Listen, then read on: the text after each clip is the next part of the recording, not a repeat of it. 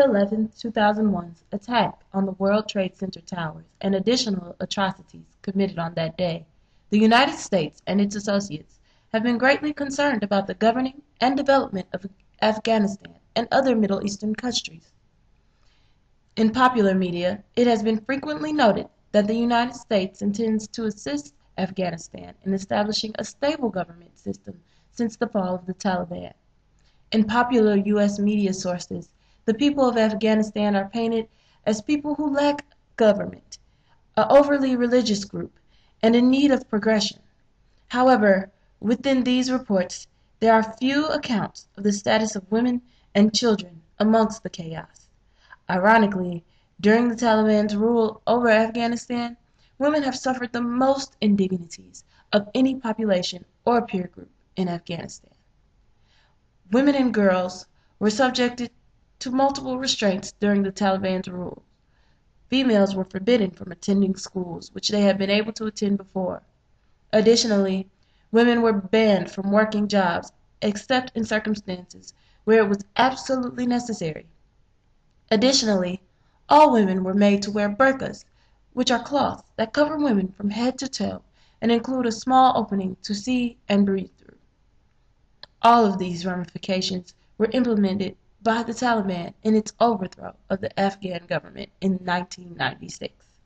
Before the Taliban's rule, women were free to roam the country, were well interwoven into the Afghan community, and performed such tasks as being teachers, doctors, and students, to say the least. While the Taliban claims this oppression is backed by religious principle, many critics have found this claim to be faulty and unwarranted.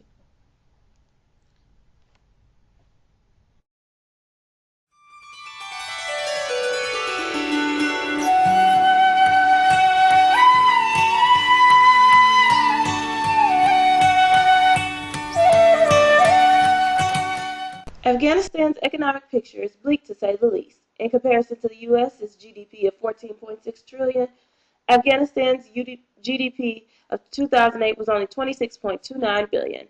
Afghanistan's labor contributions are also dominated by women in the agriculture arena. In an effort to define this issue of women's inequalities in Afghanistan as a development issue, we've concluded that women's economic contributions to the Afghanistan community are imperative to the economic well-being of Afghanistan as a whole. As a result, these contributions must not be exploited, but rather well utilized as a positive influence on the economic well-being and resultant assumed development of Afghanistan.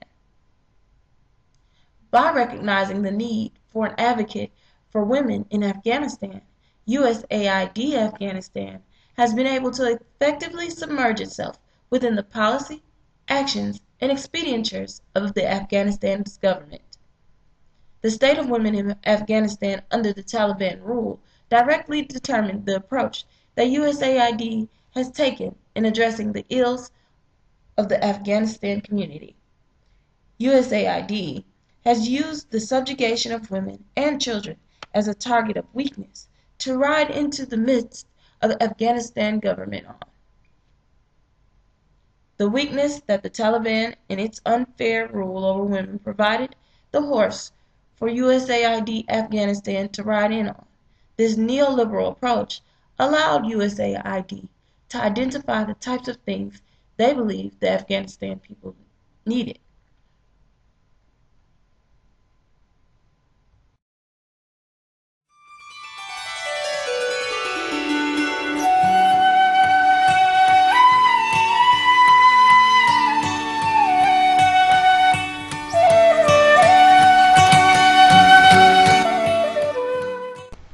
USAID's cross-cutting program operates with the objective of advancing the role of women and removing the constraints on their potential.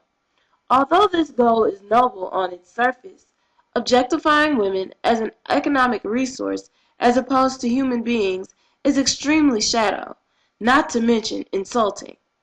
The cross-cutting program, as established by USAID Afghanistan, strongly emphasizes fiscal achievements and ignores any social ills that led to the disability of women to contribute to those fiscal achievements.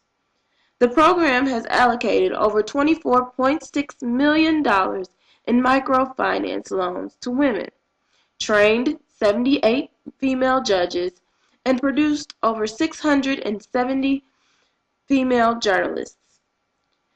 But not one penny was used toward addressing how an entire gender could be subject to the things that women of Afghanistan face daily.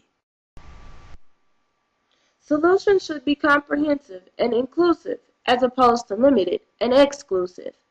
There should be a culturally sensitive effort at improving the economic development of a particular nation. This solution should consider all of the variables influencing the implementation of a fair and feasible form of economic development. This solution has yet to be formulated.